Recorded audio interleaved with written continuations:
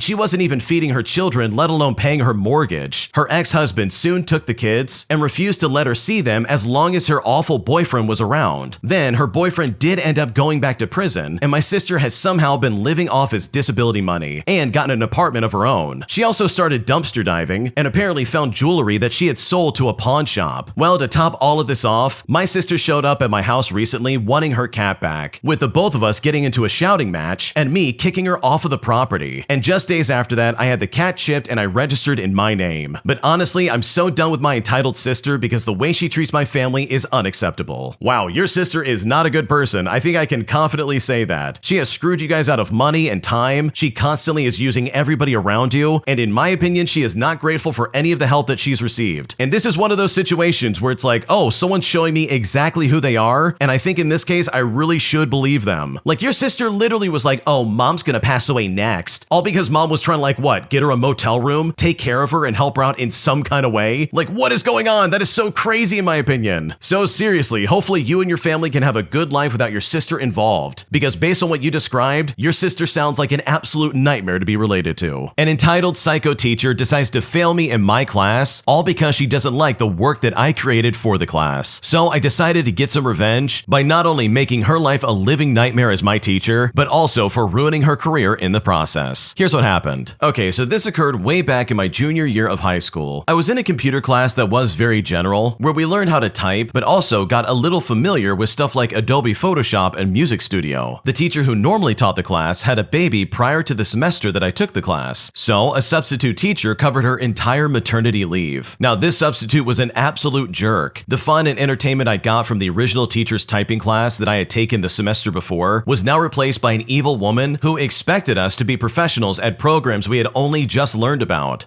Nobody in the class had higher than a B average. She dumped on my first Photoshop assignment because she didn't like the subject matter. For reference, it was a mech robot with a Gundam-inspired energy sword that I drew and colored by hand, taking me nearly a month to complete. I used Photoshop to clean up some of the rough edges and make it look even more realistic, which, if I'm being completely honest, is a feat that I should have been awarded high marks for. But because she hated the subject matter, I got a D+ on that assignment. The next week, we started our segment on Music Studio. Her assignment was to create a music clip that sounded weird or funny. I found a synthwave in the program labeled Final Crash, and I played it to myself. A descending crescendo, followed by a final beat in an upbeat chord. Using the software, I created a loop of this sound clip and reversed it, playing the sound forward and reversed in repeating patterns for about 15 seconds. Now, my fellow students found the resulting music to be hilarious, but the teacher absolutely hated it, even going into dry heaves at the sound of it. She gave me a 0 on the assignment and then threatened me with detention if I ever played the sound again. I was already on the brink of failing my class prior to this because of the way she was grading my work, so this was the perfect reason for me to take my revenge. Now, I didn't mind a few detentions from a teacher I disliked if it meant making her life a living nightmare for a few weeks, as just a taste of what she had put me through. Now, a friend of mine worked in IT for the school as part of his aspirations to get a computer science degree. I gave him the offending sound clip and he notified the teacher that he needed to perform an update on her computer during her lunch break. Now, my class was after her lunch, so I got to see my revenge in all of its glory. My friend then went into the sound files of her computer and replaced all of her notification sounds with a 3-second piece of this sound clip. Every time she received an email, instant message, or any other warning from her computer, this sound would play at nearly maximum volume. The added bonus being that to prevent students from tampering with students' computers, they needed to input an IT password to access the control panels and turn it off. And this was an IT password that they didn't share with substitute teachers, all because of access to grading and transcripts. Well, when this happened, the substitute teacher had a complete meltdown, literally only after 2 emails from IT about the computer update. At this point, she sent me to the office and actually tried to have me expelled because of the sound, but our principal laughed her out of the office. The substitute teacher then unplugged her computer and instead took emails and instant messages on her phone for the entire duration of the final 2 weeks of class. In fact, the other students in my class used to play the sound clip from their computers just to annoy her. We even managed to get the sound clip played during the morning announcements, which I can only imagine made her throw things at the television. When the original teacher returned from her maternity leave at the beginning of my senior year, she changed my grade in the previous semester's class from a D to an A+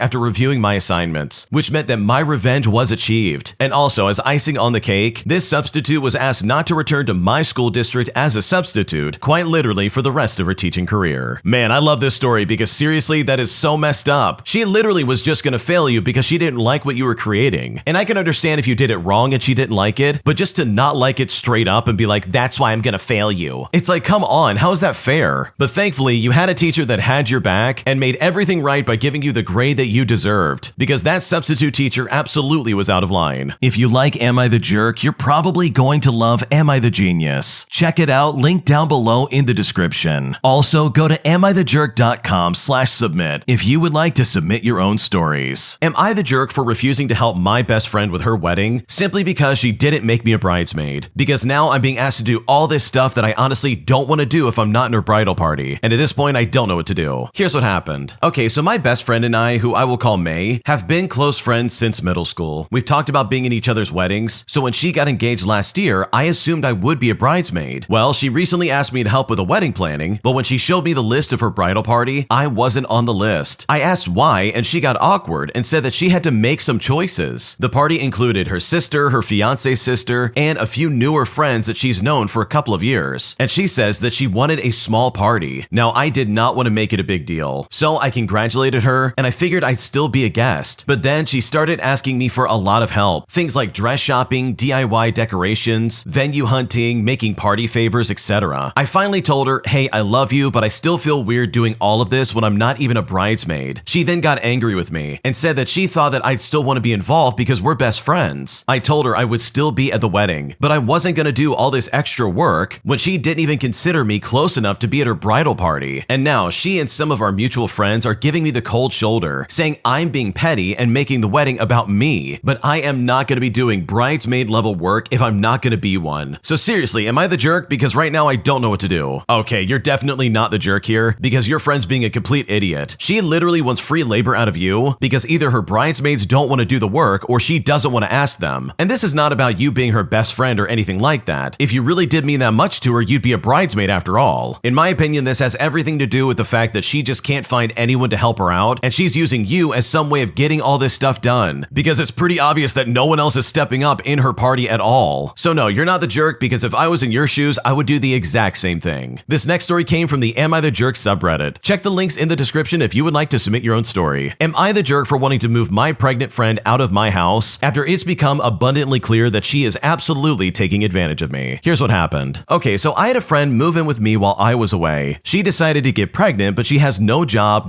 interviews lined up, literally nothing. She has no car seat for the baby, and no baby items. When she told me she was pregnant, she said, "Oh, we're both having boys, we can share." I then laughed and I told her, "I have a 4-bedroom, 3-bath house with a squatter who refuses to get a job, and I'm not sharing any of my baby's new stuff, but I will grab some things from a store called Savers." She then called me the biggest jerk there was and acted like we were supposed to be close, but we are not that close. We have a regular friendship, but when she fell on hard times, I wanted to help as much as I could because I understand that life is hard. The deal was that she would get a job and hustle until she had enough money to move out. I told her that she didn't need to pay rent so that she could save for her own place, but she needed to help clean up. I mean, I am a neat freak and I'm always cleaning something up. Well, today I asked her how much she had saved, and she said to me, "I've saved $0. I spent $7,000 today on everything I needed." And I was shocked. I asked her, "Wait, $7,000 on what? Nothing for a newborn costs that much." Well, she had bought all luxury baby items. Then she told me, "If you hadn't been such a selfish jerk and shared everything, I wouldn't have resorted to this." At that point, I told her she had 30 days to get her situation together. Now she's saying I'm a piece of garbage for kicking a pregnant woman out. I told her to return the luxury items and get affordable things instead. There's even a community baby shower where we live that happens every 2 months, but she refused. I then told her that if she had focused on getting a place before having a baby, she would be stable enough to afford what she needed. But now she's calling me a jerk and saying that I'm an untrue friend. I then wrote down an itemized list of everything I pay for and everything I've helped her with, and she got mad at me for keeping track. I told her, "This is just your list. If I add my kids, it's even more." And that's when she finally realized she doesn't know how she's going to manage as a single mom. So I told her again, return the expensive things, get baby items that fit her budget, and then she can stay. But she still refuses and insists that I'm a jerk for kicking her and her newborn out. I totally get that she may be taking advantage of me, but I do feel guilty about the situation, and at this point, I don't know what to do. Okay, honestly, I don't blame you for telling her that she's got to get her life together, and I think part of that is her moving out of your house. Seriously, this lady has no job, she has no job prospects, she barely has any money, and so she goes to you pretending like you're gonna help take care of her baby? Like seriously, what's going on right now? That is insane. She needs to get a grip and get a job, not mooch off of you and expect you to pick up the slack for her. So no, you're not the jerk for wanting her to go, because honestly, I would feel the exact same way. Today, I messed up by giving out a favor to people that were not my friends, because as a result, I found myself incredibly frustrated, realizing that this was a mistake from the very beginning. Here's what happened. So this happened when the Eagles won the Super Bowl. I live in Philadelphia, and my company gave us the day off if we planned to attend the parade. My plan was to see the parade with my roommate, hop in the car with her after, and then drop her at her mom's in New Jersey on my way to my mom's in New York. The day before the parade, I was in a Teams meeting with some coworkers when this girl, who we will call Juniper for the sake of the story, mentioned she wanted to go to the parade, but would have to travel from Jersey to Philadelphia and then from Philly to New York to do so. She and I are friendly but not friends, but for some reason I decided to extend a favor, and I mentioned to her that depending where in New York, I could just drop her off on my way to my mom's since I was planning on going there anyways. I also mentioned we would just have to make a quick pit stop in Jersey to drop my roommate off as well. I asked her where she would need to be dropped off, and she tells me Times Square. Now this is technically on my way, but I'm only going past the city, not through it, not to mention all the tolls. And she tells me this without offering to help pay for any of the tolls. So I tell her that the best I could do is drop them at a train station close to the outskirts. She told me that would be awesome, and that she would let me know if she ended up attending the parade or not. The next morning of the parade, I see a message from her asking if this other girl, we'll call her Emily, could also come along. Now I know of this girl and I have met her a few times, but I don't work with her directly. However, I know she and Juniper are really good friends. So I tell Juniper that if she and Emily are going to the same place, then it's fine. A couple hours later, she messages me again. They're not coming to the parade, but coincidentally, the hotel they are both staying at is only 30 minutes from where I'm dropping off my roommate, and then asked me if I wouldn't mind picking them up from there. I definitely told her that wasn't going to work for me, and that I was sorry she was going to miss the parade. But you know what? I definitely learned my lesson. Even if we're friendly coworkers, don't extend favors to people who aren't your friends, because chances are it's not gonna go well. Oh wow, they really took advantage of you. That seriously sucks. I honestly can't stand when people do something like this. They know that you have plans and they're like, oh, can I tag along? And then suddenly your plans get morphed into some other version of it that you did not want to do. So despite that, I love the fact that you basically said, said, no, I'm not gonna drive out of my way, and yes, you're gonna have to figure out something else. Because what they were asking is so ridiculous, and in my opinion, I would have done the exact same thing. Am I the jerk for refusing to give my coworker a ride to work after he literally has been late to my car every morning consistently? Because right now, I'm honestly not sure what to do. Here's what happened. Okay, so me and my friend are both 19-year-old males, and we also happen to work together. In fact, I got him a job at the small company where I worked. When I first recommended him to my boss, it was because I thought it would be a temporary position over the Christmas rush. But guess what? It wasn't. My main problem comes from the fact that he doesn't have a driver's license. I was okay with the idea of driving him to and from work for a couple of months, even though he has a habit of always being a couple minutes late. And this isn't a huge deal at our company because we get paid hourly for a job that doesn't have a set time frame. Lately though, he's been consistently at least 10 minutes late. And while this isn't a big deal for the boss, I hate sitting in my car in front of his house for that long. I like to get work over with as soon as possible. And while those 10 minutes aren't going to change my life, I would rather get 10 extra minutes at home than sitting in a car. But today I made up my mind that I wasn't going to ignore his tardiness. I texted him 20 minutes beforehand to ask if he would be ready in 20 minutes. He said yes, and I knew it was probably a slight exaggeration, so I took my time leaving the house. He literally got a good extra 5 to 10 minute start. But then when I got to his house, I texted him to tell him I was there, and lo and behold, I got no reply. Fast forward 10 minutes later and he finally appears. Usually he starts telling me about his day and I kind of get over my anger, but this time I stuck to what I told myself and I let him know that I didn't want to drive him anymore. I wasn't rude, I didn't yell or anything like that. I just said, I'm sorry, I don't want to drive you to work anymore because you're always late. He then started saying that it wasn't his fault and that he was busy. In the conversation, I also mentioned that things would be different if he wasn't old enough to get a license and his parents hadn't promised him a car as soon as he got the driver's license. He then told me that every time I brought up the driver's license thing, it only stresses him out. He kind of phrased it like he thought I brought it up out of concern, which I do every once in a while, but this time it was because he's making me late when he could very well get a driver's license and drive himself. After I made my feelings known, the car ride was quiet. Then at work and on the way home, it was also quiet. So basically, I think he got mad about the fact that I was done waiting around for him, and I really don't think I'm in the wrong, but maybe I'm missing something here. What should I do? Oh man, this is a really annoying story. In my opinion, you did the right thing because this guy did not respect you. This guy is 10 minutes late every single time you pick him up. He doesn't respect you or your time, and he's always coming up with some kind of excuse. Also, this guy could easily get a license, like come on. And sure, he's probably stressed out about it, but this is the result of him being lazy and not getting it done. And yes, I really do think he's being lazy and he's just making up excuses. So no, you're not the jerk for refusing to give him a ride because if I was in your shoes, I would be taking the same route because his behavior, in my opinion, is unacceptable. Today, I messed up by making fun of my dad's past relationships as he has had a lot. But because of this harmless joke, I find out that my mom cheated on my dad way back in the day. And now I literally am looking at everything in my life way differently. Here's what happened. Okay, so my dad recently got a girlfriend and it seems like it's going well. I mean, he's been in way too many relationships for me to even keep count. With girlfriends, with boyfriends, I mean so many people. I was on a call with him today. I thought about him and I decided it would be nice. And I made a joke that essentially pointed out just that. It was something to the effect of, what is this, your 20th? The thing is, my dad is a serial gossiper. Despite me being his son, he will tell me all about his current relationships all the time. But I will emphasize current relationships because apparently I didn't know about the absolute massive ton of relationships that ended badly for him. He started talking about why he's blown through so many partners, ignoring red flags, them cheating, stuff like that. Then he suddenly explained that when I was really young, he had a boyfriend that he stuck with for a while. They seemed perfect for each other, but then the boyfriend suddenly passed away in a car accident. At that point, he started getting really emotional, still going through all of his relationships in a random order. When he got to my mom, who I love a lot, he said that she actually cheated on him with some dude he was in a band with in his teenage years, and it made him feel like chopped liver. Now, I had no idea this apparently happened, and I'm pretty sensitive about cheating since my boyfriend of 4 years cheated on me. So I made him pause here and I made him explain further. After we ended our call, I called my mom up. I chatted normally for a bit before I finally brought up that my dad told me she cheated on him. And you know what? She said it was true, but he made a promise to not tell me, so she was very pissed off about that. She explained that the reason was because my dad was pretty awful to her after he found out that she was pregnant, and she just couldn't build the confidence to break up with him because somehow he'd always find ways to avoid the topic. Plus, this was the father of her child. It put more pressure on them to stay together. She said she knew it was wrong, but this was about 20 years ago, and she wouldn't be so hesitant to break up with a guy now. Anyways, I just sat here absorbing my parents' intense relationship drama and likely made made the two of them mad at each other. I feel drained and it's still the morning. And I also don't know if me disregarding the fact that my mom cheated is me being a hypocrite when I usually despise cheating. So at this point, I'm honestly feeling so confused and I don't know what to do. Oh man, I can only imagine how much this sucks because you just learned a lot more information than you wanted to know. Like here you were just trying to have a good conversation with your dad and you make a silly joke and then suddenly you're like, oh wow, my mom's a cheater. This is awful. So yeah, this definitely is a sketchy situation and hopefully this all blows over in some kind of way because I can imagine this is going to be awkward for quite a while. An entitled client demands that I delete all their files on record as they are so unsatisfied with a sign that they literally approve for their business. So I decided to maliciously comply by deleting everything I had on file relating to their business, putting them in a situation that they truly regretted. Here's what happened. Quite a few years ago, I was the senior graphic designer for a sign shop. This one customer was always a pain in the butt, but you get that and you try to keep the returning client happy. One day, the owner sent over a design for a new sign to go on a scoreboard as part of their sponsorship package at a local sports oval. And this meant we invoiced the football club and not them. Now, their logo is maroon and she wanted a red background when usually it was white. I told her that I wouldn't recommend it because for one, you would not be able to read it from a distance, like across the other side of the oval, because the colors were too close, and secondly, it would look awful, even though I said that last part a bit more professionally. Usually, we would also just make the logo all white, but she insisted that she wanted the maroon one. Well, the sign was made and installed, and because I've been doing this job for a long time, it kinda looked like crap. But oh well, we were paid, the client was happy, and then we moved on. A few months later, she asked for another sign to replace it, as apparently it is hard to see from a distance, and her husband, also working in the business, is not happy. And it's like, yeah, go figure, lady. She also says that we should do it free of charge because it looks like crap and that it's my fault. And remember, the football club had paid for it. So I politely tell her no because guess what? She approved the design. So her husband writes me a harsh email about how I should never have made it in that color and that it's not in line with his company's brand, stating that I need to replace it. I got the feeling that his wife was blaming me, so I sent him the receipts, namely the whole email chain with my recommendations, as well as her insistence and approvals. I said no, I will not be replacing it free of charge. Shortly afterwards, the wife writes me another email saying they will never use my business again, demanding that I delete all their files right now. And I think to myself, thank you and done. Hallelujah, I will never have to deal with her ever again. Although deep down I knew that would not be the case, as we also sponsored that sports oval. The club used us for all their signs and printing, and I knew that I would need to have their logo for something sometime in the future, but despite all of that and knowing this, I decided to maliciously comply, deleting everything as they requested, because I knew that this would blow up in their face in a hilarious fashion. Now, we just can't use a JPEG or PNG file. We need special files that I had to set up for their business, all on brand to print consistently at the right color, like years worth of files, adverts, and signs. This means it can be very easy for us to just slot in pre-designed work when needed, literally a 5-minute job in some cases. Well, fast forward maybe a few months later, and the football club needs their program printed, with all the sponsors included, and it was at this moment my time came along to finally shine. I was truly so happy. I mentioned to my contact that I need this business logo and advert, and he said that he will get them to send it through. Now, I'm not sure why, but they never sent it through to me on time. It was so strange. So I sent printing proofs without this particular logo or advert added, and mentioned I still didn't have it, and if they wanted this printed in time, I needed it as soon as possible. I was kind of hoping that I could print it without them in it, but the football club was diligent, and they wanted them in. I then got a short message from this business saying to just add it in their usual advert, and it's like, what do you mean? The one you told me to delete a few months back? Sorry, I don't have it. You need to send me a print-ready file in this size. Well, fast forward about 2 weeks later, and I finally got the ad to put in, and they mentioned to keep it on file for future designs. In fact, I heard that they had to pay someone to design up something for them. They also got someone else to make up a new sign to replace the crap one. In fact, they would have had to pay for that too, as the club never ordered one through us. And now, anytime I drive past their business, I can't help but stick my finger up and just laugh at these people, because these guys were truly absolute morons. Yeah, these people truly are super stupid. First of all, they completely ruin their design, and then they sit there and try to be like, oh man, I can't believe it. This sign sucks. You need to change it for free. And it's like, no dude, I literally tried to change it last time, and you people reprimanded me. Why should I have to go through that again just to get your approval on something you shouldn't have done? And I don't blame the original poster. They literally got paid and everybody was happy at the end of the day, especially that idiot who was like, just do it exactly how I say. Like, hang on a second, this is not anybody's fault except for her. And now she's seriously trying to shift the blame on you? Like, no, I don't think so. go. So yeah, I love the way you got back at these people because their attitude was absolutely uncalled for. An entitled DoorDasher decides to mouth off at restaurant staff, causing the manager to drop the hammer on this idiot in a way that I'm sure he will truly never forget. Here's what happened. So I'm in between jobs after getting laid off in January, and I DoorDash to try and make ends meet during the job search. I know there can be a bit of a rivalry between Dashers and restaurant staff, and that some Dashers can be quite rude. I hate that. They make us all look bad, and they feed into a stereotype that I don't particularly appreciate or even fall into. I've also worked in fast food, fast casual, and casual dining, so I'm pretty sympathetic to staff stressors. Everyone is busy and stressed out, and we could all use a little more grace. And bear with me because this will be relevant. The other day, I picked up an order at a nicer sit-down restaurant, and I really like this place. The staff are great and the food is good, so it's pretty popular. Plus, it costs enough that orders tend to tip really well. While I was paying for my order, another Dasher came in and spoke to the very sweet young hostess, although I wasn't paying attention and I didn't hear what he said. A few minutes later, the manager, very much a lady of the kind who seems to cut from a certain abrasive cloth, especially associated with a particular woman's name, which is on brand for the area of the city I live in, by the way, comes out with my order and asks who it is. I raise my hand and I say, "That's me, thank you," and then she gives it to me. As she's doing this, she points to the other Dashers and says, "I need to talk to you." And when she said this, my ears perked up. Do they know each other? As I'm taking my receipt picture required by the application, she points a finger in his face and totally lays into him. I don't remember word for word what she said, but it was something like, "Don't you speak that way to my staff ever again. These are teenagers and you are a grown man. You do not need to be talking to them like that. I will not have you treating them that way. It's been twice now and you're getting banned after this." And guys, she sounded every bit of a mother who has had it up to here with her naughty kid, and the mom voice was in full force. He then meekly mumbles, "Yes, ma'am," and then suddenly has a very interesting phone call to make while he waits for his order. Well, it honestly took me all that I had not to clap and cheer. I love seeing restaurant managers stand up for their staff. And like I said, I have no idea what he said to those nice young ladies, but it must have been really crappy. Most likely some run-of-the-mill rude Dasher stuff, but I really hope it wasn't anything more sinister. And trust me, it would have really sucked to get banned from this restaurant, all because they have a great staff and orders pay very well. But if anything, it was probably deserved, because from the sounds of it, that guy sounded like an absolute jerk. Okay, I love it when managers stand up for their staff. In my opinion, the saying, "Oh, the customer's always right," it's like, no, they're never right. Customers don't know what they want, and if anything, they will be rude as a default. So the fact that this manager was not putting up with that crap for a second, in my opinion, is great. That's the mark of someone who should be in management, because if you have a manager that has your back, it quite literally makes your entire life so much easier. If you like Am I the Jerk, you're probably going to love Am I the Genius. Check it out, link down below in the description. Also, go to amithejerk.com/submit if you would like to submit your own stories. My cousin has absolutely lost her mind, as she demands to know all of the information about the graduate programs I got accepted into, refusing to take no for an answer no matter what I say. Here's what happened. Okay, so I recently got accepted into 2 graduate programs. I wanted to share the news with my cousin who helped me with the application, but I wanted to wait until I made a final decision. But apparently, she decided that my personal life was actually her business. From the start, I made one simple request. I would share my news when I was ready. I told her this directly. I even explained why, because in my experience, announcing things too soon sometimes backfires. Call it superstition, whatever, but I was clear. Well, she did not care. For weeks, she kept pushing, constantly asking if I had news, hinting that I must be hiding something. Eventually, I caved and I told her about one of them, since I wasn't ready to discuss the other one yet. But she did not believe it. Suddenly, she was playing detective, going behind my back to my sister, demanding to know what I was hiding. But after my sister shut her down, this set her off. I woke up the next morning to a series of very long text messages. Essentially, she was accusing me of hiding my acceptances. She accused me of being secretive, shady, and disrespectful for not sharing everything immediately. She said that because she helped me, she was somehow owed the news the second I got it. She also called my delay a slap in the face and a personal insult, claiming that I think she's jealous of me. Then, out of nowhere, she started listing all of her degrees and career accomplishments just to prove that she wasn't jealous. She said stuff like, "I have multiple degrees and an awesome career, so obviously your tiny little grad school acceptance means nothing to me." And it's like, excuse me, who said anything about jealousy? She literally invented that argument herself. At this point, I was just staring at my phone, trying to figure out how we got from "I just wanted to wait" to a full-blown psychodrama. And now, somehow, I feel guilty. Maybe I should have just told her earlier. Maybe I could have avoided all of this. But seriously, if she had just respected my very normal boundary, she would have gotten the full story anyways. So was I wrong for not sharing my news with her sooner, all because she helped me out? Because right now I'm honestly incredibly frustrated. No, this is so weird. Who in their right mind would walk up to you and be like, give me all of your information right now. I demand to know right now. By the way, I'm not jealous. I have a better job than you. It's like, whoa, wait a second. Let's take a few steps back. It is completely idiotic for her to pretend like you have any obligation to give her any information. She did not get you that graduate program. They looked at your credentials and not her. From the sounds of it, all she did was help you with the application. Like, that is literally it. She didn't do any other hard work to get you there. She just helped you apply and then tries to act like, oh man, you have to tell me everything. And also, when it comes to her being like, well, I'm not jealous, you are. Like, obviously she's projecting, and yes, she absolutely is jealous. She's pissed off because you got accepted into 2 different graduate programs where she probably never got into any. So yeah, you should not feel guilty at all. This lady's an idiot, and in my opinion, I really do think she sounds crazy because her behavior is definitely not normal. My wife cheated on me earlier in the relationship, and now she is literally flaunting it in my face. And at this point, I don't know what to do. Here's what happened. Okay, to start things off, my wife cheated on me at the beginning of our relationship, which by the way was 5 years ago. I forgave her, but asked if she could remove him from her social group out of respect, and she fought it, but eventually agreed. But back in last December, she added him again. All she said was, I'm sorry this makes you feel bad. And then she went right back to her hometown for a couple of days and went completely AWOL, spent some nights out of my in-laws' house, and gave me some elaborate excuses. But I didn't buy it, so I confronted her. And it was there that she ended the relationship over text messaging. She came back home after a couple of days and said that she was going to move out. It took her 2 months to actually do it, and I ended up helping her move out and then moved out myself, since I didn't want to be in our old apartment alone. Now, we haven't filed for divorce yet, but we have been living separately for 3 weeks. Well, today she posted on social media a picture showing that she's traveling abroad with the guy she cheated on me with, and clearly she wanted me to see it. I feel like it's totally disrespectful. Needless to say, I gave her the stars and the moon for over 5 years of marriage, so I can't understand this move of hers. So please, I really could use some help or some perspective here. My current reaction is to have no reaction at all, and I'm honestly wondering if this is okay because right now I don't know what to do. Okay, in my opinion, I really don't know why you haven't blocked her yet, because this is crazy behavior. Your wife of 5 years clearly was never faithful, and she is showing you exactly the kind of person that she really is. And that's not fair for you. You don't deserve that. You literally have done everything you can to make your marriage work, only for her to turn around and just tarnish all of it overnight. Like, that really sucks. I don't care who you are. So seriously, block her and move on with your life, because she clearly had no interest in keeping that marriage going in the first place. Am I the jerk for not letting my dad's girlfriend walk through my room, even though my room has the front door to the house in it, and she always wants to go out the front whenever she's upset? Because right now I feel guilty and I'm not sure if I'm in the wrong. Here's what happened. I'm a 23-year-old male and I live with my dad, his girlfriend, and my youngest brother for the past 3 or 4 years. We recently moved into a new house around August of 2023, and my new room is like a mud room, even though we only use it as a bedroom for me, but it has the front door, which is fine because my family only uses the back door really, and I can just grab whatever food or packages are delivered and distribute them accordingly. Anyways, my dad's girlfriend, let's call her Stacy, as well as my dad always get into arguments when he's drunk. We have a small house, so she has nowhere to go but outside when they argue or their closet. Well, sometimes my dad is on the back porch drinking with my uncles, and even though they will ignore her, when she walks through them to go around the house to sit on the front steps, she would rather go through the front door. Well, since the front door is in my room, Stacy needs to ask me, since you know, this is a privacy thing, and because I would have to move a bunch of things and leave the door and screen door unlocked and open for her, even though she always does ask. Now, I normally let her do it, but a few months ago when this incident happens, she asked me and I just said no, because I just didn't want to have to move all of my stuff, and I was stressed out, and I wanted to have personal conversations with my friends without worrying that she's snooping around. And for reference, she loves to eavesdrop, and had stolen my sister's girlfriend's things when my sister and her girlfriend live with us. Also, I have anxiety of leaving the front door unlocked and open, which only increased with my stress state. Anyways, when I said no, she cursed me out and said I was being inconsiderate before storming out of my room and almost slamming the door. My friend said that I wasn't a jerk and that it was my room, so I had the right to say no, and it's just my people-pleasing personality making me feel guilty. And yet Stacy didn't talk to me for almost a month afterwards, and our relationship is still strained. So at this point, I'm internally torn and I honestly don't know what to do. No, I don't think you're the jerk at all. First off, I think you drew the short stick when it came to picking rooms in this house. Like, I don't know about you, but I would hate having the front door as my bedroom. Like, that sucks and I really would not like that. But also, you have every right to tell Stacy that no, she can't just walk through your room, because guess what? It's your room. And from the sounds of it, it doesn't seem like she's a private person at all. So yes, I think you were completely in the right for telling her to go somewhere else, because that sounds like a very annoying thing to deal with. An entitled old jerk decides to treat me like crap at my job and out in public. So I decide to get some stupid petty revenge by getting back at her in such a way that truly matches the petty nature of her original problems. Here's what happened. Okay, so I used to work in customer service for a small town local utility. Back then, if you hadn't paid in full by the due date, you would get a late charge the next day with no grace period. We would, however, waive it one time every 12 months, but only if you would ask us. Most people were understanding, albeit upset, but every so often you'd get the people who couldn't believe the audacity. Now, this little old lady, who we will call Valerie, came in to complain about her late charge. At first, she was trying to be passive-aggressive about it, saying things like, "I can't believe you give me a late charge for paying 1 day late. I mailed it on time. Must have been lost in the mail. It's fine. I guess I'll pay though." So then the guilt stage slowly comes along. "I've never been late. I know I sent it on time. Is there anything you can do?" I then checked and we couldn't waive the charge because she already had one waived in the last 12 months. And with that brought on the entitlement stage. "I've lived here for so many years. I've never been late. You can do this for me one time. I've never had any problems with paying. Don't you know who I am?" But sorry, lady, we make an exception for you, then we have to make them for all the other customers. Eventually, she pays and then she leaves. Well, fast forward and I'm in line to check out at Trader Joe's. This was pre-COVID, but even back then, I liked personal space and not being right up on the people in line. So the person before me moves up to start getting rung up, and I stay exactly where I was. A few seconds later, I hear, "You know you can move up, don't you?" And when I turn around, I see that it's Valerie. And it's like she's giving me so much snark for 1 foot of forward progress. A few years later, I was at the funeral of my great aunt, and the church isn't that big at all, but I also have a pretty big family, and adding the fact that she'd been pretty prominent in town for several decades, the turnout was quite large, and there were several overflow seats outside the main hall. I was seated outside with some elderly relatives, and when it came time to give the incense offering, there were several lines of people converging into a single file line. As I was guiding my relatives towards the line, I saw Valerie, and it was here that I decided to get some petty revenge. I happened to make it into the line right before her, and then I stepped in front of her and decided to let my aunt, my uncle, maybe my sister, and maybe a couple other family members also step in line ahead of me, and I made her wait behind us. And sure, it's stupid petty revenge, but considering the way she's talked to me before, I feel I responded in exactly the stupid ways that she's responded to me. Yeah, I like this story because it sounds like Valerie absolutely deserves this kind of treatment. I mean, I'm all about trying to get the best deal possible and like having some kind of complaint towards customer service, but it seems like instead of paying the fine that she knew she had, she decided to try and make you feel bad for her not paying her bill, not to mention her being a complete jerk in Trader Joe's. So yeah, I love the fact that you cut in line in front of her because that probably sent a very clear message to her, and hopefully she won't forget that anytime soon. An entitled jerk demands that I keep my cat out of the public park, even going as far as threatening to call the police on me since he is so sick of the cats in this neighborhood. Here's what happened. Okay, so there's a small park a few minutes from my house that I take my cat to for walks. Now, I always keep my cat on a leash when we're out, but this wasn't enough for a man who was there with his kid. I got freaked out when he started yelling at me, demanding I leave and keep my dirty cat inside, or he would call the cops on me. All I could do was look at him in confusion. I then blurted out by saying, "Excuse me?" Well, the guy went on a tirade about how cats are destroying the neighborhood and how stupid cat owners were letting their cats run wild, killing birds, pooping everywhere, and clawing up trash bags. For the record, my baby is an indoor cat, and he hates being outside unless we're going out for walks, but I knew exactly what this man was raging about. There are folks in our neighborhood who have outdoor cats, and I see them walking around sidewalks and streets. Part of our town can't use trash bins since trash goes in the alley, and some alleyways are really narrow, so they literally just don't fit. The trash collectors just drive through the alleyway picking up trash bags and tossing them into the garbage truck, and sometimes cats get into them overnight and tear them up, leaving lots of trash in the alleyways. I'm guessing this man was upset about his trash being clawed up, or maybe he found cat poop in his yard, I'm not really sure, but it was still such an uncalled for attack, as well as extremely entitled to demand I leave a public park because I was walking my cat. He threatened to call the police again, and I snapped back at him, daring him to call the cops. I told him they would probably give him a ticket for calling in a non-emergency and wasting police resources. This seemed to finally shut him up, and he huffed and grumbled and left with his kid, but I'm honestly still astonished by this guy's attitude. Yeah, this guy's an idiot. He literally was contradicting himself from the start. He was literally complaining about outdoor cats, and yet here you have an indoor cat on a leash. This cat isn't running around all over the place. This cat is literally chained up and you're walking it responsibly. It's like, dude, you're literally pushing your blame on the wrong person. So good for you for standing up for yourself and at least telling this guy he's an idiot idiot for even daring to call the police, because in my opinion, I think he was completely out of line. Am I the jerk for cutting off my sister after we had a massive fight over my dad's will? Because right now, I don't know what to do. Here's what happened. So my dad won about $60,000 gambling 3 months ago. Not life-changing millions, but a nice chunk of change for retirement. And after this, he updated his will. My sister found out he's leaving his house to me and the cash to her, which is roughly equivalent value, and she flipped out, saying that she should get half the house too because she has kids and needs stability, even though she owns her own place already. When I pointed out that dad specifically set it up this way because I've been helping with his care for years, while she visits like twice a year, she accused me of manipulating him. Then she called dad screaming about how I have poisoned him against her. And you know what? My dad is devastated. He thought this was fair. I get the family home that I already helped maintain, and she gets liquid assets. Now he's stressed about causing problems and is considering changing it to make her happy. But I told her that she's being greedy and that this isn't even relevant yet since dad is still alive and healthy. She's now telling the whole family that I'm trying to steal her inheritance. So you know what? Yesterday I blocked her number. My mom, who's divorced from my dad, thinks that I'm overreacting and that I should just talk it out. But I'm so disgusted that I can't even look at my sister right now. So am I overreacting by cutting contact with her? Am I missing something here? Because honestly, I'm not sure what to do. Oh man, your sister's being super entitled. And the fact that she's trying to scream from the rooftops that you somehow poison him against her, like that is honestly so weird. And it really makes me think that she's showing her hand. Like she wants this to be a problem because she wants all of it when he passes away, even though he's not even dead yet. Like this guy literally is still alive and kicking. And your sister's going around and being like, wow, I can't believe this. So no, I don't think you're overreacting. And honestly, I would probably cut her off as well, because the way she's treating you seriously is not fair. And you don't deserve it in the slightest. My girlfriend cheated on me with 5 different guys, but now she claims that she is pregnant with my child. And even though I feel that I should reject her and push her away, this woman was still the love of my life for 3 years. And at this point, I seriously don't know what to do. Here's what happened. Me and my girlfriend had been together for 3 years. We met in college, and those 3 years had been some of the best years of my life. She was my first girlfriend, and in my eyes, she was the girl of my dreams. She was funny, confident, and incredibly beautiful. Our relationship was a healthy one, I thought, because we would go on dates together, and we wouldn't argue as much, almost never, and that made me think that we were happy together and we had no problem. Well, that is until the day of our 3rd anniversary together. I had planned to do an incredibly romantic dinner for her. Very cheesy stuff like rose petal candles and a romantic dinner in my apartment, and I had bought her some very expensive earrings, which I worked double shifts at my job to get for her. When she came to the apartment, she looked beautiful. She was wearing a very beautiful dress and I was in awe. But then I saw a little bruise on her neck, and at first I was concerned about what happened to her until I realized that it was a hickey. I then confronted her about it, and she told me I was just being a jealous, insecure child, which seriously deeply hurt me. So to make myself feel better, I asked her if she could let me see her phone, and that made her go absolutely crazy with insults. So many insults that I don't even want to mention them. It made me so suspicious, so I decided to take her phone sneakily while she was eating, and I went and locked myself in the bathroom and I checked her phone. Well, what I saw was horrible. She had all kinds of sketchy videos with different guys, and all these really spicy text messages and all this other stuff. We were in a 3-year relationship, and this is what she did to me. I was so broken, and I confronted her about it, and she instantly bawled her eyes out, saying how sorry she was and how she regretted it and that they didn't mean anything to her. I was so broken that tears didn't fall from my eyes, and I was just gonna leave her until she started kissing me from how sad she was. Look, I wish I could say I pushed her away and I told her to get lost, but she was the love of my life. I felt so vulnerable that I fell through temptation, and we ended up spending quality time together that night, if you know what I mean. The next morning, I felt so ashamed that I left, and I left her a note on the pillow saying that I wanted to end things and never wanted to see her again. I felt so dirty that morning that I honestly hated myself so much. Fast forward to some time later, and I went to live in a very cheap apartment, falling into a deep depression until one day my girlfriend found me. And to say that I was shocked was an understatement, because the only person that knew I was living in that apartment was my mom, so I legitimately thought I was going insane. Apparently, she had called my mom and asked her where I was to try and fix things, because as a side note, she and my mom were good friends. And so my mom told her. My girlfriend then basically started saying how bad she felt and how much she regretted what she did, and how I was her one and true love, which was absolute BS. I wasn't gonna take any more of this until she gave me the biggest news out of everything. She said she was pregnant and that it was my child. Now, I didn't believe her because she was a lying jerk, of course, but she clearly told me that all the guys she has been with behind my back all wore protection and that she was on birth control. But that night that we spent time together, I didn't use protection, so it pretty much confirms that it's my baby. Now, she said that she wants the baby and she wants to raise it with me. She also says that she wants to change and start couples therapy so that we can heal and be better, so that our baby could have a good family. And honestly, I really think that she means it. And right now, I don't know what to do. I love her and I know I shouldn't, but she was my world for 3 years. But at the same time, I keep remembering how she was with all of these men, all while we were together, and it just honestly destroys me. I hate her, but I love her at the same time. And I don't want our baby to be raised in a separated family. What should I do? Okay, there is no way the original poster is believing this lady, right? She slept around with a bunch of other guys and is now only going back to the original poster because she knows for a fact the rest of them are saying, no, I'm not taking care of this kid. Or they challenged her on being like, wait, is it really my baby? Because guess what? A DNA test will absolutely prove whether it is or isn't. So in my opinion, I would not take any of this seriously. I would demand a DNA test of some kind and happily pay for that because this lady is a lying jerk. She literally went behind your back in a way that I believe is completely unacceptable. And I seriously think it would be a mistake to welcome her back in any kind of way. My toxic entitled friend starts spreading false rumors about me in a way that is seriously damaging to my reputation. So I decide to get some revenge by quite literally ruining their lives in a way that they truly will never recover from. Here's what happened. So me and one of my best friends have been friends for nearly a decade. For reference, I'm a 22-year-old male and he's a 21-year-old male. We both share the same group of friends at a venue we both attended, but most of them were closer to him and had known him for longer than they had known me. We had, prior to this revenge, had a disagreement with him claiming I had lied about something, which he wouldn't even tell me about, as well as me calling him out for being constantly hours late whenever I arranged to spend time with him, and me finding out that he was leaving me out of group hangouts secretly. Now, I found out that after our argument, he went around the venue spreading rumors, and mind you, he could not find a scrap of evidence of anything. So I asked the staff of the venue that we attended to ask him to stop, but forgetting they were close friends of his, they made up excuses which they refused to tell me and banned me from the venue. And it was at this moment that my revenge began. First, I got in contact with a lawyer who drafted and sent him a cease and desist notice. He initially responded to accuse me of faking the letter, but was then sent a signed email copy and asked by the lawyer to advise to his position, at which point he left my lawyer unread. And it was on the next day that I found out he was still spreading rumors. So, unknown to him at the time, I took screenshots of years worth of text messages and was given the phone number for the Department of Fraud. As it turns out, I had collected information about him taking study assistant payments for an entire year while not attending class. This alone could mean that he has to pay back $10,000+ on top of a substantial fine as well as possible prison time. Secondly, I had text messages from him using, if you know what I mean, and distributing said illegal substance from the house that he rents with a few former friends. So I, of course, sent these to the police and had a long phone conversation with them about his substance use. Luckily for me, using some of my connections, I found the address and contact information of his landlord, and I'm arranging to send a detailed letter with all of the evidence in tow. Third, I had text messages of him admitting to drinking and driving, and he is now being watched by the police on weekends when he goes out, because on top of the drunk driving, he has lost his license prior due to speeding and causing an accident. Now, to add to my revenge against him, I felt the need to take revenge on the venue manager who ignored the harassment against me and instead kicked me out to spare his friend's punishment. So I found 5 people willing to testify that this manager uses the venue to buy and sell illegal substances, has told people to drink and drive in order to get more sales, as well as spiking sober people's drinks with alcohol. On top of recording 5 statements from different people and sending them to the police, I also filed a liquor complaint form and sent that to the appropriate authorities. Now, to add to this even further, I found out who lied on my former friend's behalf to get me removed and who was spreading rumors about me, and then I found screenshots and people willing to testify against them about the substance dealing and various other incidents. And now it's just a waiting game. And for those of you who think that I may have gone too far by getting him in trouble with the government for fraud or even the police for substances, I sent him a personal letter with a lawyer's statement saying that I would not proceed with charges of any kind should he apologize and tell the venue staff he lied in order to get me removed. But since he left me on red, I see that as a warning ignored, which really justifies why I'm choosing to take this route. Wow, I love this story because you know what? These people were playing with fire from the beginning. Seriously, these guys were not good people in the slightest, and they very clearly pissed off the wrong person. Like, what in the world was going on at that venue? First of all, I would never go there again if that really is what's going on there. Like, that sounds like a sketchy place and not a good thing in the slightest. So to me, I think the fact that you're reporting all these people, in my opinion, honestly is not a bad bad idea, because these people were very clearly bad-mouthing you in a way that was damaging to your reputation, and I truly think that you have every right to defend that no matter what. If you like Am I the Jerk, you're probably going to love Am I the Genius. Check it out, link down below in the description. Also, go to amithejerk.com/submit if you would like to submit your own stories. My boyfriend overheard a comment made by my mom that he literally did not like, and now as a result, he is refusing to talk to me about it and is even going as far as saying that we're done. And at this point, I seriously don't know what to do. Here's what happened. Okay, long story short, I was on my phone with my boyfriend and was going out to grab some dinner. My mom made a comment saying, "Hey, I know you have a boyfriend, but is there any cute guys in your classes?" And when I heard this, I was honestly so caught off guard by this question. Another family member was in the room, so I knew it was a question more so coming from them because they didn't know yet how serious my relationship was. And so I responded with, "Of course not." For some backstory, my boyfriend got cheated on a lot in the past, so he has very bad trust issues and gets really insecure that I'm going to be talking to other guys and all this other stuff. After my mom made this comment, I immediately knew he was gonna be mad. He went on pause on the class and literally refused to talk to me. For 20 minutes, I was begging him to say something, but he simply wouldn't. He finally said something when I was trying to get him to explain what he was feeling, and he thinks that since my mom made this comment, then I must have been talking to her about the topic before, which I definitely had not. I love my boyfriend, and with knowing how much he has a hard time trusting, I never want to make any comments to make him think that I want anyone else because I only want him. Well, he literally wouldn't talk to me and ended up going to sleep angry, and now I'm so overly stressed out and I can't sleep. I understand where he's coming from, but I also think that I don't deserve to be treated with disrespect over a comment that I didn't even make. Literally, the last thing he said to me before he fell asleep was him saying, "We're done." He is also bipolar, and so sometimes in arguments, he says things like this that he doesn't mean. Usually, once he's good again, he tells me that he doesn't actually want to break up with me and that he just gets in his head. But this time it's just different, because usually I force him to talk about his feelings and resolve them immediately, but this time with him just going to bed without talking about it, I'm stressing out a lot and scared that he's actually going to want to be done. Fast forward and it's the next day, and he still has not barely talked to me, and now he's at work, so I don't have any updates so far. So right now I'm honestly very frustrated and I don't know what to do. Okay, I'm gonna be completely honest with you. I think your boyfriend is being super immature. He is literally breaking up with you over a comment that your mom made, which you obviously don't reciprocate, and instead of talking to you about it, he's deciding to take the immature route and give you the cold shoulder, which by the way is incredibly toxic. There's never a good reason to do that, and that only makes things worse. And in my opinion, it kind of seems like he's wanting you to beg for forgiveness, as if you're the one that did anything wrong when in reality no one did anything. Like, does this guy even want to be in a relationship? It doesn't sound like he should be in one in the first place, especially if this is how he handles conflict, which by the way is not normal. That is like super toxic behavior and you don't deserve that. So I can only speak for myself, but I know if I was in your shoes, I would take him seriously when he says that we're done. I would pack it up and say, okay, I guess we're over, and I would force him to come to the table and figure this out. Because anybody who uses that as some kind of excuse just to punish their partner, in my opinion, does not deserve to have a partner, because that is absolutely unfair. My husband keeps interrupting me and answering questions for me in front of our friends, and it's now gotten to a point where I am seriously so frustrated because I really don't think there's any solution to this problem. Here's what happened. Okay, when I have a gathering with common friends that are married, my husband usually interrupts me when my friends are asking about my adventure or my life in general. My husband doesn't really do any sports, and he does not have many activities or interests other than watching cooking shows and a couple of other shows on YouTube. He does not have a lot of common interests with men. He likes to mingle with women because he likes to cook. The problem is when my girlfriends or friends are asking me about my adventures or even just my regular life, my husband will interrupt me answering and talks about my adventure, which he did not participate in, and about my life in front of me. For example, I love climbing, and I finally completed some big goal climbs. I was mingling in a party, and a friend asked me how my climb was. My husband, who does not climb or exercise, answers for me and said that the climb is easy. My friend even said to him in surprise that he thought my husband does not climb, and my husband just confidently says yes, and then continues talking without even realizing that it might be a hint. I then just leave the conversation. I mean, not only did he interrupt, but he also undermined my big goal and training for the past 2 to 3 years. This also extends about my regular daily life, stuff like kids' activities, restaurants that I tried, etc. For instance, my girlfriend will visit me and ask me about what I do for cooking, and my husband interrupts me and says that I don't go to the kitchen. I cook breakfast for my kids every day. I just don't cook for him because no matter what, he only eats what he cooks. I mean, he is very picky after all. I told my husband about this multiple times, and he says sorry, but he keeps repeating this. From my experience, my husband will never change, and instead, it's me who always needs to change. Also, he's not very self-aware at all. I told him to find more hobbies so he can relate and talk with more people, but according to him, he has a lot of hobbies. I don't tell him that it is related to this issue, because then he will get defensive. If I gave him like an eye or hand signal, he literally just won't notice or understand. I mean, there are other things when I literally told him on the moment, please do not do this, and then he will still do it. And then later on, he will say that he misheard or misunderstood. I cannot come up with any solution other than I should just avoid going to parties with common friends with him. But what is the point of going to a party if I'm going to be hurt or pissed off afterwards? I am thinking I can try to tell him that we rotate if there is a friend gathering, but I'm just not sure what to tell my friends in the meantime. What should I do? Wow, your husband sounds incredibly annoying. The fact that he's interrupting you and like always talking over you and never letting you talk, like that would be super frustrating for me. I despise when people do this, especially about subjects they know nothing about. Like that's the part that would drive me up a wall. So hopefully some kind of solution can come about because of this, because this is really unfair for you, as your husband, in my opinion, is incredibly annoying. My idiotic job demands that I wear my work uniform at all times, causing me to literally pass out from heat stroke, resulting in me going to the hospital for 2 days. Here's what happened. Okay, so this happened a few years ago, and I no longer work with this company because this story isn't even the first time where I thought my personal health and safety was taking the backseat to the requirements of this company. I work for a security company, and my assignment was the vehicle depot lot for the gas company. My duties were to sit in this aluminum trailer shack in the corner of the lot and monitor for suspicious activity. In Philadelphia, many of these areas were targeted by catalytic converter thieves. I was also supposed to make a patrol every hour to ensure the security of the site. Now, other than my patrols and to use the bathroom, I was not permitted to leave the box for any reason. My uniform was my usual long-sleeve button-up shirt and long pants, but also I was required to wear a boiler suit and hard hat for safety from things I might encounter on my patrols. Originally, I only wore my boiler suit and hard hat to do my patrols because it was July and the air conditioner in the box didn't work. However, my site supervisor came for inspection and threatened to fire me if I wouldn't wear the boiler suit and hard hat while sitting in the box as well. So I did just that. The end of July and beginning of August in 2022 was one of the worst heat waves in Philadelphia's history. On a good day, it was 140 degrees Fahrenheit plus inside the box itself, as it was made of aluminum and sitting in direct sunlight for the duration of my shift. Well, 3 days in, and I passed out standing in the men's restroom from advanced heat stroke. The gas company staff called an ambulance for me, and I was airlifted to the hospital. I mean, traffic in this part of the city, by the way, was notoriously terrible, especially late in the afternoon and early evening, and in this instance, every second counted. At the hospital, my body temperature was 105 degrees, and my pulse was a blistering 147. It took the doctors 2 days to get my temperature back to normal, as well as address all the damages the excess heat had done to my body. While I was getting life-saving care at the hospital, my abandoned post was infiltrated by 3 men who stole the catalytic converters from 18 vehicles. The parent company was livid, and when I was inquired as to why I wasn't at my post when the theft occurred, my doctor at the hospital took the phone and informed them of my condition upon arrival at the hospital. In the aftermath, I was reassigned. The broken air conditioner in the box was replaced with a 40,000 BTU unit that required a separate generator to power. And a few weeks later, my security company lost its contract with the gas company after my replacement fell asleep in the box, while the thieves returned to steal another 20 catalytic converters. But honestly, I'm glad I got away from those people because they literally put my life in danger. Wow, this company did not care about you at all. They literally made you sit in a box that's made of metal in the middle of a heat wave and tried to be like, man, you need to stay there no matter what. And even after the theft occurred when you weren't there, they tried to make it seem like you abandoned your post and were actively trying to find some reason to pin this on you. And that is crazy in my opinion. Like, this is why people hate their jobs nowadays. They work for people that literally just don't care about them. They only care about their stupid converters instead of the person sitting in the box baking to death. So yes, I'm glad you don't work there either because these people seriously suck, as they did not care about your safety in the slightest. Am I the jerk for not following my husband's family tradition by naming our future son in the way that they demand it? Because right now I feel like we've upset the entire extended family, and at this point we don't know what to do. Here's what happened. Okay, so my husband comes from a very traditional family. While we disagree with his family on many things, it has never really been an issue until now. I'm currently 8 months pregnant, and my husband and I couldn't be happier, as we've been trying at this for a while. Since I first found found out I was pregnant, we've been discussing names for our child. In my husband's family, the tradition wants the child to be named after his grandfather. And basically, firstborn men in his family only have one of two names, James or Henry. My husband's grandfather was James, so his name is James too. My husband's father is called Henry, so our child should be as well, and so on and so forth. But my husband and I didn't really feel like calling our child Henry, and although it's a beautiful way to honor family members, we really wanted our child to have a name that would be personal, that would truly be his. So we chose another name, and decided to wait until after the birth to reveal it to everybody. Well, this week, my mother-in-law came to visit us and help us set up for the baby. She brought us some presents, amongst which was a bunch of clothing on which she hand-embroidered the name Henry. I said that it was nice and I thanked her for it, but told her that we wouldn't be naming our child Henry, which is something that we had already told her in the past. She then started insisting and saying that it was a tradition, so it had to be that way. But I explained to her that we would rather give our child a name that we chose, and that Henry could be his middle name. Well, she immediately went to my husband and started saying things like, "You're not going to let her do that to our family," and making it very dramatic, saying that I was breaking a tradition that went back hundreds of years. And honestly, I'm not even sure about that. My husband tried to explain that we both agreed on the name and all the reasons why we made the choice, but she simply wouldn't listen. She suggested that we name him Henry on paper as his legal name and then called him something else, but I thought that would be confusing for him and told her that he would be named what we chose. Well, she kept begging my husband and saying that I was ruining the family tradition, and at one point I lost it, which is partially to blame on my hormones, I think. And I told her straight up that it was our child, so we did what we wanted, and we didn't have to follow a stupid tradition. After that, she stormed out, and my husband has since received text messages from his father and sister accusing me of making his mother feel really bad and some other stuff that I don't really remember. I get the importance of tradition, and it can be really beautiful, but also I feel like that shouldn't be an obligation, and it's okay to change things. We won't change our baby's name because we're really set on that, but maybe we were wrong for not following the tradition. I'm not entirely sure, and I'm mentally exhausted by this drama, because right now I really don't know what to do. Okay, I cannot fully describe how much I hate traditions like this, where the family locks you into doing a certain thing a certain way simply because the family's been doing this for generations. I find that crap so annoying, and I don't blame you for breaking free of that, because you know what? You have it 100% right. This is your kid. You can name your kid whatever you want. And guess what? If you don't want to name it Henry, then you don't have to. These people cannot force you to name it something that absolutely is outside of what you guys want to name this kid, and that's final. Like literally, no one has any other say in this. Like, why should you be locked into some stupid name all because some very deceased relative decided to do this and it somehow caught on? So no, you're not in the wrong, and you're definitely not the jerk here, because the extended family you're dealing with are obnoxious. I mean, seriously, just look at what they're getting upset about. They're actually getting pissed off that you're not following along and naming this kid what they want it to be named. And that, in my opinion, is incredibly manipulative and a giant red flag. And that is not something that I think you ever should have to deal with. My friend's entitled mother claims that her daughter's behavior is all because of me, stating that I'm a bad influence and that I'm the reason she's making all the wrong choices. But now, after all these years, she's now coming to me asking me to be a good influence in her daughter's life. And I'm honestly so blown away that things changed so quickly, because the way she treated me in the past was absolutely ridiculous. Here's what happened. When I was growing up, I had two friends that were the same age. We were literally babies together and continued to hang out as young girls. One of my friends moved to another state, so I visited with her less often and became closer to the other friend, who I will call Nina for the sake of the story. Nina was the oldest child and only girl and was extremely spoiled. Her parents, especially her mother, regarded her as the most beautiful and special child in the world. Her mom and my mom were friends, and her mom had hurt my mom's feelings by indicating that I looked weird as a child because I favored my dad. My mom was offended and didn't think Nina was all that cute either, but kept it all to herself. And by the way, she told me this later and didn't escalate it at the time. I was raised in a highly structured and disciplined home, so besides the occasional bad attitude, I wasn't much of a problem. I am an only child, but we struggled a lot. I dealt with homelessness multiple times growing up, as well as helping with caregiving for multiple ill relatives. I'm grateful to these experiences as they made me mature and grounded quite early. Nina, however, continued to be pampered and given whatever she wanted. The word no was foreign to her. But you know what? I didn't care, as it was none of my business. As we became teens, Nina started sneaking out of her house and messing around with boys. Her family is religious, so this was completely prohibited. Nina had told me that she had a boyfriend but nothing else, and at the time I wasn't interested in boys, especially not the oily, irritating ones that were around me. One day, Nina's mom called my mom very upset. She then informed my mom that I was no longer allowed around Nina Nina or even welcome to their home. My mom asked why, of course, and that's when Nina's mom accused me of being a bad influence on her daughter. She said that Nina had been caught sneaking out of the house and that she had obviously learned that behavior from me. Well, my mom was infuriated and told her that I did not act in such ways. Her daughter's misbehavior was not my fault, but a result of years of spoiling and lackadaisical discipline. This argument went nowhere, and ultimately Nina and I weren't allowed to be friends anymore. I was devastated and angry. I never snuck out or acted out in such ways, and yet somehow I was the one being blamed, because to Nina's parents, she was perfect and couldn't possibly be at fault. It just had to be the ugly poor kid that taught the perfect and beautiful Nina this behavior. A couple of years go by and Nina becomes a teenage mom. Apparently, she admits to her mom that her behavior is her own doing, but of course, we never receive an apology or a phone call and only find this out later. Well, in present day, I'm around 19 years old and Nina has a toddler. And when my parents and I go to get our taxes done, we run into Nina's parents. They were happy to see us and very polite and friendly, and it was then that Nina's mom looks surprised when she sees me. She then says, "Oh my god, you actually grew up to be so pretty." And I think to myself, okay, thank you, I guess. Like, I was never ugly, lady, but I digress. My mom is visibly annoyed at the comment, but she still remains polite. She asked about my life and finds out I'm doing well, and I will be starting college soon. She asked for our contact information and we exchange numbers. Later, she calls and opens up about Nina being a bit out of control, and she sees that I have it together and wonders if I can be a positive person in Nina's life now. And when we heard this, my mom and I were dumbfounded. She can't be serious, right? She still had not apologized, but hinted that Nina had admitted to being sneaky for some years. My mom said it was up to me if I wanted to reconnect, but I owed them nothing. Now, I attempted to speak with Nina, but on our first conversation, she complained that her parents had purchased her a new car, but she wanted a truck. They didn't listen to her once and she was enraged. She also said her grandma had purchased her daughter unattractive toddler clothes and not the luxury brand ones that she was accustomed to. Unfortunately, it was then that I realized we had nothing in common and we never spoke to each other ever again after that day. Wow, what a spoiled brat, but also what an awful mother. Nina's mom is a piece of garbage for blaming that crappy behavior on you. I can't stand people who do that, who literally are ignoring the way their kids are acting, but still find some way to look around and be like, it's not my fault, it's that person's fault. Meanwhile, you're sitting there like, wait a second, I didn't do anything. Just because you're friends with her and associated her loosely in some kind of way doesn't mean that you are solely responsible for her behavior. That literally falls on Nina's shoulders and nobody else. So seriously, I don't blame you for kicking Nina to the curb. She clearly does not have her life together, and I don't think your involvement in her life is going to fix that in the slightest. An entitled Karen loses her mind after I tell her that her son is not allowed to smack the tank that's full of fish, resulting in one of the weirdest Karen meltdowns I've ever seen in my entire life. Here's what happened. Okay, so I've been working and helping at a small pet shop in town since I was 14 years old, and for reference, I'm now 20. I basically just helped around for 3 years, but after that, I've become an official employee. Even when I'm just buying fish food on my off days, I'll help out, and my coworkers would even ask me to help with customers when they were busy. I mainly got the job to get out and force myself to talk to people since I'm extremely antisocial and also autistic. And you know what? It helped a lot. I've been a fish keeper since I was 4 years old, and I'm not talking goldfish in a bowl. Think more like full tropical with live plants. And after a coworker was fired for stealing, I quickly became the fish room guy for the pet shop. Everything in there is my job and I absolutely love it. For those who don't know, banging on fish tanks is a big no-go. Almost every day, someone with a young child, sadly even adults, would walk in and tap or bang on the glass, and I would always ask them to stop, and they usually would. But unfortunately, that leads me straight to this fateful day where I meet a Karen and her child who truly blow my mind. This Karen and her 5 or 6-year-old boy walk in and go straight to the fish room. As always, I'm right behind them to help, and the kid wasted no time running to the tanks and being amazed with our large variety. Before I can even say, "Hello, how can I help you today?" this kid is full on banging on the glass. Like, my coworker came in because she heard him doing it while he was screaming to his mom that he basically wanted everything. I politely asked the mother to ask her son to stop, since kids tend to listen to their parents better, but the following conversation took a turn for the worse. This entitled Karen looked at me and said, "Why? What is he doing wrong?" I said to her that banging on the glass stresses the fish out and can cause them to get sick. This Karen then looks at me with a scowl and says, "And?" So I continue and I say, "Well, it's not good for the fish. They could die if they're sick." This Karen then says, "Well, it's not my problem. Let him do what he wants." I then address the boy and I say, "Hi there, can you please stop? You're scaring the fish." And apparently that was the worst thing I could have done because this entitled Karen begins shouting at me. She screams out, "Don't you dare talk to my son like that." Now, it's important to note that I have permission by the owner to kick someone out if they're being disorderly. So I say to her, "Ma'am, if you don't stop yelling and get your son to stop stop doing that, I'll have to ask you to leave. This Karen then loses her mind. Excuse me? You cannot talk to me or my son like that. Anyways, it's your fault he is still doing it. If you would just catch our fish, we would be gone by now. I say to her, ma'am, you have not even told me what you're looking for. How must I help you? She then says something that honestly makes me crack up in retrospect, but she yells at me, I don't know, you tell me. I say to her, ma'am, what are you looking for so that I can help you out? But this Karen just responds back by saying he wants a fish. When I ask which one and how many they would like, she says to me, I don't care, ask him. I'll be up there looking for dog food. The kid stopped banging on the glass by now since his mom was yelling at me, and I could see that he was a bit distraught. With the same friendly tone I've been using this entire time, I ask him what he wants and I get him 2 goldfish. The lady then complained to my coworker at the pay point about me, but it was there that she got a friendly last warning. But in the end, this entitled Karen was acting completely unhinged, and anytime I think about it, it honestly always cracks me up. Wow, I'm kind of surprised you even sold her anything at that point because my god, the second someone starts raising their voice, even after you have permission from the manager to kick them out, like at that point I would have been like, okay, you gotta go. Not only is no one gonna talk to me like that, but also you're literally ignoring the rules of the store. And it's like, seriously guys, in today's day and age, you're really gonna be smacking the fish tank? We've all seen Finding Nemo, but like, my god, there's no reason to keep doing that. Especially if you're watching your kid do it. Like, you know that's bad for the fish, but you're still letting it happen. But either way, you handled this way better than I would have, because that Karen would have been kicked out the second she raised her voice at me. If you like Am I the Jerk, you're probably going to love Am I the Genius. Check it out, link down below in the description. Also, go to amithejerk.com/submit if you would like to submit your own stories. My idiotic supervisor refuses to get involved in a case that literally is going to get us sued, and only once the president of our company gets involved do they finally step up and try to do their job, resulting in her getting exposed for being a crappy supervisor, but also getting removed as a supervisor altogether. Here's what happened. Okay, so I work in human resources, and recently an employee called me with a rather serious concern, and this is one that I could not fix due to legal regulations. I explained this, and they said they needed the matter escalated to my supervisor, and they were considering taking legal action if it wasn't addressed properly. And I also want to say I'm sorry for keeping it intentionally vague, just to ensure the privacy and prevent repercussions for me. I talked to my manager while the employee was on hold, and they said they couldn't take the call to them right then, but to escalate it to them via the email thread this employee had also started. Well, I explained this to the employee, and they seemed reasonably happy, and I sent the email to my manager immediately after getting off the phone. A week later, my manager responds to the email thread, with the employees included, as well as adding me, and says they will have me handle this from here. Well, they never sent any other email, they never did anything to help out, and they just waited a week after it was escalated to them, and then immediately sent it back to me. I responded to the email without the employee included, and explained the situation again, reminding them why they said they would be handling it. They then told me that this was in my job description, and I had to handle this, as they didn't have any time. They also said that they never agreed to handle it. So with that bit of context, I decided to maliciously comply and handle it. I explained there was nothing we could do again, and that I couldn't provide them with any further assistance or escalate the case. Unsurprisingly, a few weeks later, we get a lawsuit. And guess who finally steps in to handle the situation? But guess what? It's too late. The CPO and the president were already involved, and I was able to provide the supporting documentation showing my supervisor refused to take over and prevent a potential lawsuit. Now, they didn't fire her, but she was removed from a supervisory position, so in the end, I call that an absolute win. Wow, I love it when supervisors are like,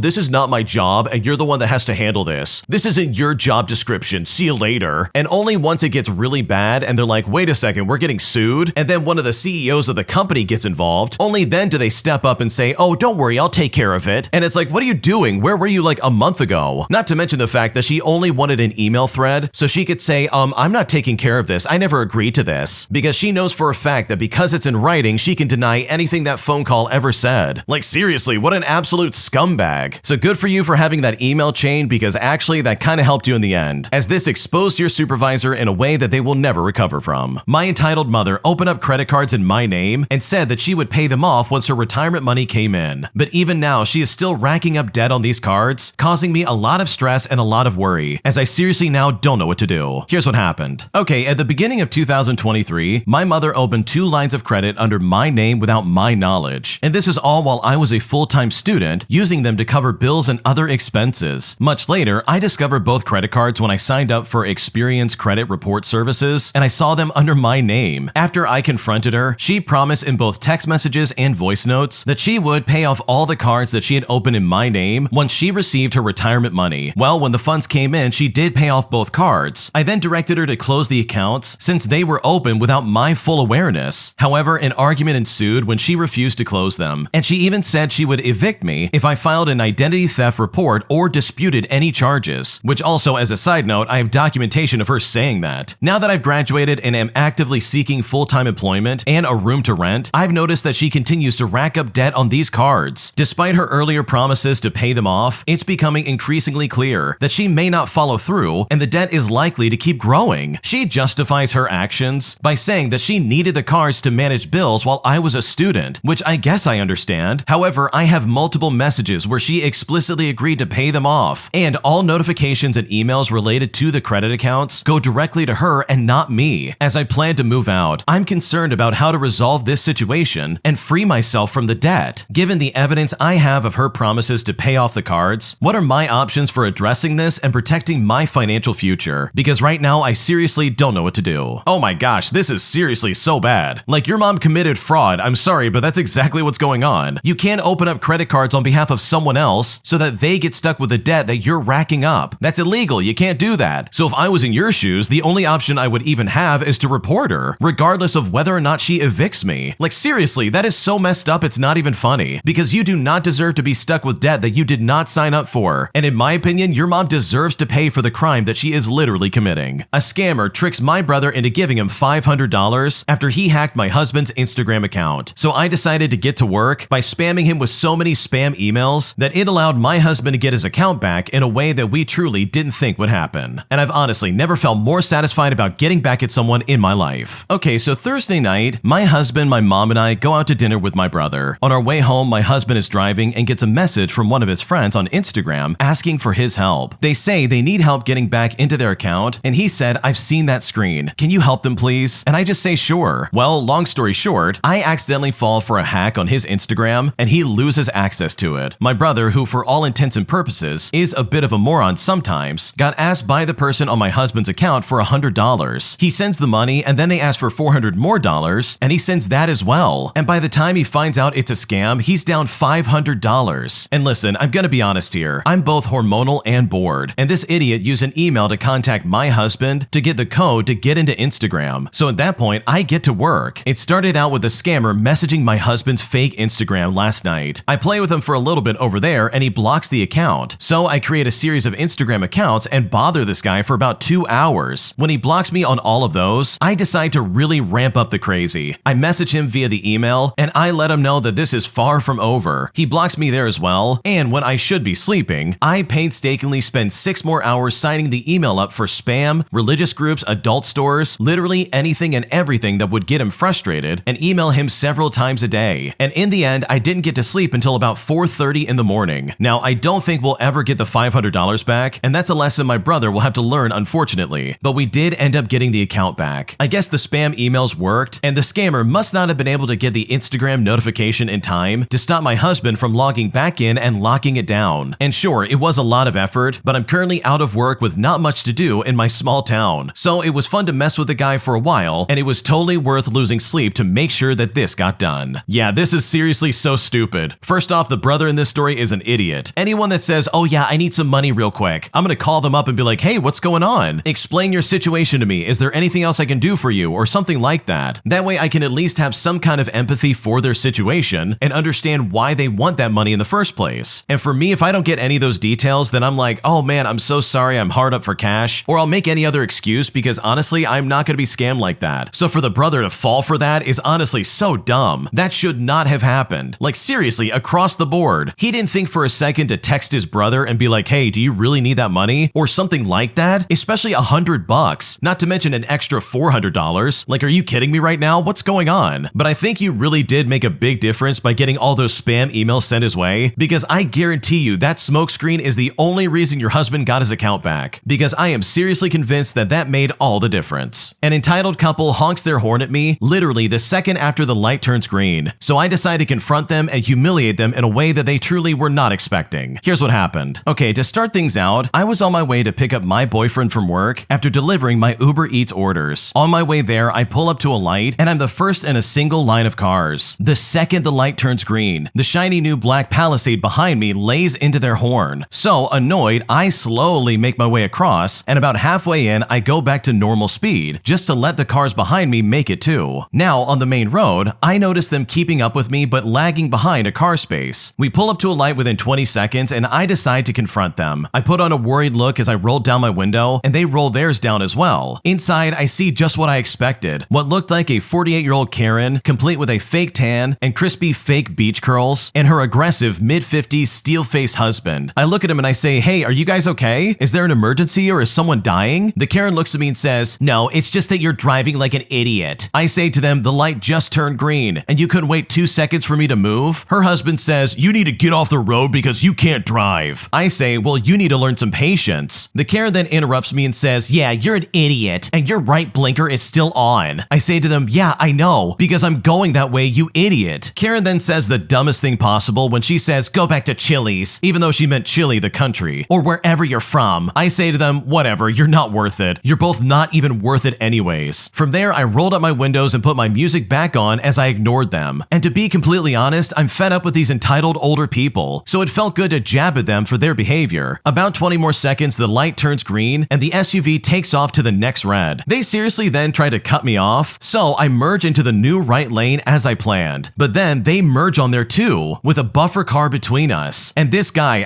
I'm sure he's probably gonna check me, follow me, or confront me physically if I actually turned with them. They're both at least twice my age. I slid back over a lane, back in the direction I meant to go, and I happily mashed my horn a bit and flipped them the bird as they were stuck going a direction they weren't even going. And it honestly felt so good to waste their time over it because their attitude was absolutely uncalled for. Yeah, screw those people. I hate people like that. It really drives me nuts. These people lay on their horn the second the light turns green. It's like, my God, have even a shred of patience. What's wrong with you? So I personally love this kind of revenge, and I think these people absolutely deserved it because their attitude was completely uncalled for. My best friends turned our living situation into an absolute nightmare, causing me to not only move out, but also get some petty revenge by taking everything with me that I ever brought to that house. Here's what happened. Okay, for a bit of context, when I was in my late teens and early 20s, I lived with all of my best girlfriends in a cute house. Shortly after moving in, I got more serious with my boyfriend, and things got hostile really quickly. As it turns out, he was a textbook narcissist and wouldn't let me go out with them anymore, and it created a huge gap in our friendship that heavily relied upon drinking and partying. I stopped getting invites to outings, and they would throw huge parties without telling me, bounce balls on the floor above my head, and they would sneak into my room when I was at work and just snoop through my stuff. Now, we were all young, and looking back, it was definitely a shallow friendship. Literally a situation where girls were being mean girls. Well, I finally got them all to sign a document releasing me from the lease, and I got a new place with my boyfriend as fast as I could, and I was out of there within a month. I worked at Home Depot, so I got a lot of cool or essential things for the house. But on my last day, I was determined to take every single item that was mine. I felt like the Grinch unscrewing all my light bulbs, taking all the toilet paper, the nails in the walls, literally anything and everything that I brought to the house, I took it back with me. And finally, for the best part, I licked every single piece of cutlery in the kitchen and put them away. To this day, I don't think it was enough, and I haven't spoken to any of those girls since then, but it brings me so much joy knowing that they would go into rooms and try and turn on lights, but there were no light bulbs within sight. Because trust me, these people deserved it more than anybody else. Okay, honestly, this has always been one of my biggest fears, especially when it comes to moving in with friends, or even the possibility of moving in with them. Because you're no longer just friends who see each other for a few hours and then head off and go back to your own space. You're suddenly on top of each other, and there's no way you can ever get away from that. So thankfully you got out of that house and you were able to have a new life with your boyfriend, because these people sound absolutely awful. And if I was in your shoes, I would not want to deal with that in the slightest. Am I the jerk for not personally texting my coworker that I wouldn't be riding with her to work this morning? Because right now she is freaking out on me, claiming that I've been using her and that I'm a bad friend. And at this point, I'm honestly super confused and I really don't know what to do. Here's what happened. I recently started a job where my company provides accommodation. So my coworkers and I live in the same compound. I'm in training with 3 others. And for the sake of the story, we'll call them Anna, Julia, and Ellie. And Anna and Julia are the ones with cars. Anna offered to drive me and Ellie to and from work, saying it didn't make sense for us to Uber since she was going the same way anyways. We offered multiple times to pitch in for gas, but she refused. So we'd occasionally buy her coffee or lunch just to thank her. She would text in our group chat in the morning when she was about to leave, so Ellie and I could meet her downstairs. We usually left at around 7:15 7:15 in the morning, and this arrangement worked fine for 3 weeks. One morning, Julia texted the group at 7 o'clock in the morning, asking for help and then offered a ride. So I replied by saying, sure, I'll join Julia today. And she said she would leave at about 7:20 in the morning. When I went downstairs, I saw Anna's car still parked, which was really odd. Julia called her twice and got no answer, and I called once and I got no answer. On my second call, she finally picked up. I asked if everything was okay since we saw her car was still there, and she just said to me, yeah, I'll see you there. And then she hung up. Minutes later, she texted the group chat asking if we had left, even though I had just told her on the phone that we had. And when I confirmed, she replied by saying, thank you for replying, which in hindsight felt really passive-aggressive. When she arrived at work, she immediately started yelling at me in front of everyone. She was furious that I didn't even text in the group chat and that she waited there like a stupid person. I told her that I had texted her at 7 o'clock in the morning, but she insisted that I had not. Julia then pulled up the chat to prove that I did, but Anna snapped back that I should have personally messaged her. She basically wanted me to say, Anna, I won't be joining you today. I will be going with Julia. Then she said to me, I was good while I provided Uber services, but the moment I'm not needed, I don't even deserve a text. Now at this point, I was shocked. She was the one who offered the rides in the first place, and now she was making it sound like I had been using her. I reminded her that she always refused gas money and that we often bought her coffee and food as a thank you, but she doubled down, acting as if I had disrespected her. The rest of the day, she ignored us, barely participating in any training, and when it was time to leave, she suddenly said, okay girls, I'm leaving if you want to join. Well, Ellie and I felt too uncomfortable after her outburst, so we just politely declined and went with Julia instead. It's been a week now and she acts normal during training, but avoids us during breaks and leaves without saying goodbye. She hasn't brought it up again, and honestly, I don't want to, because I don't feel like I did anything wrong. Yeah, she is completely the problem here, and in my opinion, that is so weird. You literally messaged her in the group chat like she was wanting. Like you communicated to her and said, hey, I'm going with Julia, and the chat log says that yes, you did do that. So for her to act like some kind of weird victim and be like, wow, I can't believe you used me, while also projecting this weird savior complex, like seriously, this is dumb, and I don't blame you for being like, I'm not riding with you ever again. Because in my opinion, the way she's acting is so weird, because the message was already delivered. If she can send some passive-aggressive crappy remark by being like, oh, did you guys leave already? Oh, well, thanks for replying. Then you can absolutely also say, hey, I'm going with Julia, because that shoe could easily be on the other foot. You could turn around and be like, well, why didn't you message me personally? Why did you send it to the group chat instead of talking to me directly? Like, this is all so stupid. She's literally making a mountain out of a molehill. She even confirmed on the phone that she would see you there by literally saying, okay, I'll see you there, which implies that you'll see her at work. Like, what is happening right now? So honestly, I think the biggest silver lining here is that you now know that Anna is kind of crazy and she is not someone that you would ever want to ride with. Because clearly, if it doesn't go the way that she wants, she's not only going to play the victim, but she's also going to blame you in some kind of way, despite the fact that you communicated literally everything perfectly. When you subscribe, make sure to hit the bell to turn on notifications. To finish listening to all the stories, check out the playlist at the top of the description. And if you want some chill music to put on in the background, check out easymode.com. If you like Am I the Jerk, subscribe to Am I the Genius. Everything will be linked down below in the description.